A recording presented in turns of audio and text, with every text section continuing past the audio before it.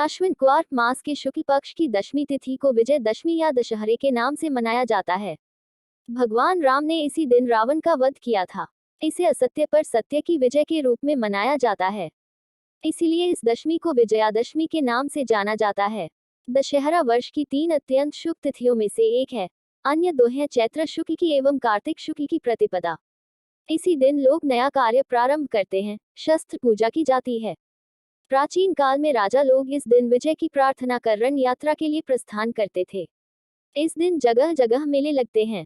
रामलीला का आयोजन होता है। रावण का विशाल पुतला बनाकर उसे जलाया जाता है। दशहरा अथवा विजयदशमी भगवान राम की विजय के रूप में मनाया जाए अथवा दुर्गा पूजा के रूप में, दोनों ही रूपों में ये शक्ति पूजा का पर्व है, शस्त्र पूजन की तिथि है, हर्ष और उल्लास तथा विजय का पर्व है। भारतीय संस्कृति वीरता की पूजक है, शौर्य की उपासक है।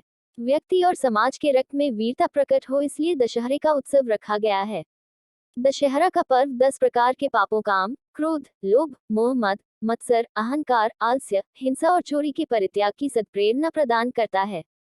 भारत कृषि प्रधान देश है, इसलिए जब किसान अपने खेत में सुनहरी फसल उगाकर अनाज रूपी संपत्ति घर लाता है तो उसके उल्लास और उमंग का पारावार नहीं रहता। इस प्रसन्नता के अवसर पर वह भगवान की कृपा को मानता है और उसे प्रकट करने के लिए वह उसका पूजन करता है। समस्त भारतवर्ष में ये पर्व विभिन्न प्रदेशों में विभिन्न प्रकार से मनाया जाता है। महाराष्ट्र में इस अवसर पर सिलिंगन के नाम से सामाजिक महोत्सव के रूप में भी इसको मनाया जाता है। सांकाल के समय पर सभी ग्रामीण जन सुंदर सुंदर नव वस्त्रों से सुसज्जित होकर गांव की सीमा पार कर शमी वृक्ष के पत्तों के रूप में स्वर्ण लूटकर अपने ग्राम में वापस आते हैं। फिर उस स्वर्ण का परस्पर आदान प्रदान किया जाता है। दशहरे का उत्सव शक्ति और शक्ति का समन्वय बताने वाला उत्सव है। नवरात्रि के 9 दिन जगदम्बा की उपासना करके शक्तिशाली बना हुआ मनुष्य विजय प्राप्ति के लिए तत्पर रहता है। इस दृष्टि से दशहरे अर्थात विजय के लिए प्रस्थान का उत्सव आवश्यक भी है। भारतीय संस्कृति सदा से ही वीरता व शौर्य की समर्थक रही है। प्रत्येक व्यक्ति और समाज के रुधिर में वीरता का प्रादुर्भाव हो कारण से ही दशहरे का उत्सव मनाया जाता है। यदि कभी युद्ध अनिवार्य ही हो तब शत्रु के आक्रमण की प्रतीक्षा न कर उस पर हमला कर उसका पराभव करना ही कुशल राजनीति है।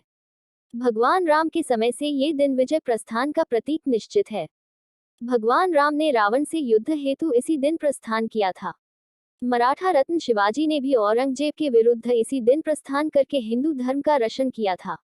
भारतीय इतिहास में अनेक उदाहरण हैं जब हिंदू राजा इस दिन विजय प्रस्थान करते थे।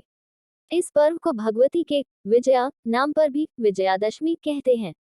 इस दिन भगवान रामचंद्र 14 वर्ष का वनवास भोग कर तथा रावण का वध कर अयोध्या पहुंचे थे। इसलिए भी इस पर्व को विजयादशमी कहा जाता है। ऐसा माना जाता है कि आश्विन शुक्ल दशमी को तारा उदय होने के समय विजय नामक मुहूर्त होता है। ये काल सर्वकार्य सिद्धिदायक होता है, इसलिए भी इसे विजयादशमी कहते हैं। ऐसा माना गया है कि शत्रु पर विजय पाने के लिए इसी समय प्रस्थान करना चाहिए। इस दिन श्रवण नक्षत्र का योग और भी अधिक शुभ माना गया है। युद्ध करने का प्रसंग न होने पर भी इस काल में राजाओं, महत्वपूर्ण पदों पर पदासीन लोग को सीमा का उल्लंघन करना चाहिए। दुर्योधन ने पांडवों को जुए में पराजित करके 12 वर्ष के वनवास के साथ 13वें वर्ष में अज्ञातवास की शर्त दी थी। 13वें वर्ष यदि उनका पता लग जाता तो उन्हें पुनः 12 वर्ष का वनवास भोगना पड़ता। इसी अज्ञातवास में अर्जुन ने अपना धनुष एक शमी वृक्ष पर रखा था तथा स्वयं वृहन्नला वेश में राजा विराट की यह नौकरी कर ली थी। जब गोरक्षा के लिए विराट के पुत्र धृष्टद्युम्न ने अर्जुन को अपने साथ लिया, तब अर्जुन ने शमी वृक्ष पर से अपने हथियार उठाकर शत्रुओं पर विजय प्राप्त की थी। विजयादशमी के दिन भगवान रामचंद्र जी के लंका पर चढ़ाई करने के लिए प्रस्थान करते समय शमी वृक्ष ने भगवान की विजय का उद्घोष किया था। विजय काल में शमी पूजन इसीलिए होता है। दशहरे के नीलकंठ पक्षी का दर्शन बहुत ही शुभ होता है। माना जाता है कि इस नए पक्षी दिखे तो आने वाला साल खुशहाल होता है। दशहरा के न शमी के वृक्ष की पूजा करें। अगर संभव हो तो इस न अपने घर में शमी के पेड़ लगाएं और तदीप खाएं। मान्यता है कि दशहरा के न कुबेर ने राजा रघु को स्वर्ण मुद्राएं देने के शमी के पत्तों को सोने का बनाया था। तभी से शमी को सोना देने वाला पेड़ माना जाता है। रावण दहन के बाद बची हुई लकड़ियां मिल जाए तो उसे घर में लाकर कहीं तर रख दें।